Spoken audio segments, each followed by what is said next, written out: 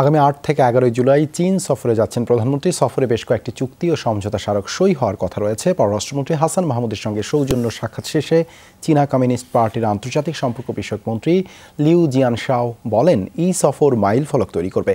অন্যদিকে পররাষ্ট্রমন্ত্রী জানান, ব্রিক্সে যুক্ত হতে চীনের সহযোগিতা চেয়েছে ঢাকা। যমুনা রেফ্রিজারেটর, খাবার ফ্রেশ তো লাইফ জম্পেশ। 4 দিনের সফরে বাংলাদেশে চীনের কমিউনিস্ট পার্টির আন্তর্জাতিক বিভাগের মন্ত্রী লিউ জিয়ানশাও দুপুরে রাজধানীর একটি হোটেলে পররাষ্ট্রমন্ত্রী ডক্টর হাসান মাহমুদের সাথে সৌজন্য সাক্ষাৎ করেন তিনি।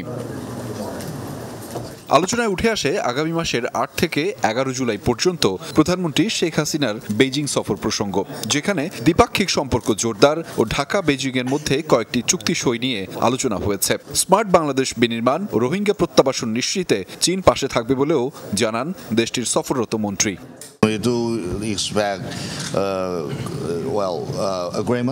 দ্বিপাক্ষিক বিভিন্ন খাতে বেশ কিছু চুক্তি ও সমঝোতার স্মারক সই করার প্রস্তুতি চলছে প্রধানমন্ত্রীর আসন্ন সফরে। বিষয়গুলো নিয়েই আমরা আলোচনা করেছি। এছাড়া বাংলাদেশের প্রধান রাজনৈতিক দল আওয়ামী লীগ ও আমাদের কমিউনিস্ট পার্টির মধ্যে অভিজ্ঞতা বিনিময় বাড়ানো হচ্ছে। স্মার্ট বাংলাদেশ বিনির্মাণ ও রোহিঙ্গা প্রত্যাবর্ষণে বেইজিং ইতিবাচক ভূমিকা রাখবে বলেই আমি মনে করি।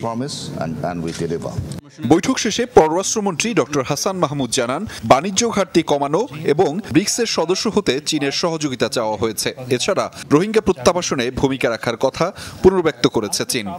যে কোনো ফরম্যাটে ব্রিক্সে যাতে বাংলাদেশের অন্তর্ভুক্তি হয়, সেটি member country or partner country, whatever the decision BRICS takes, সেটা নিয়ে আলোচনা করেছি।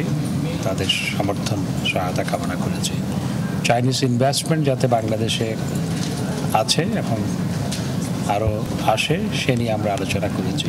সামনে যে মাননীয় প্রধানমন্ত্রী সফরে যাচ্ছেন, সেই সফরে গুরুত্বপূর্ণ অগ্রগতি হবে সেটি আমরা প্রত্যাশা করেছি এবং সেই সফরের আগে তার আগমনটা আসলে তাৎপর্যপূর্ণ।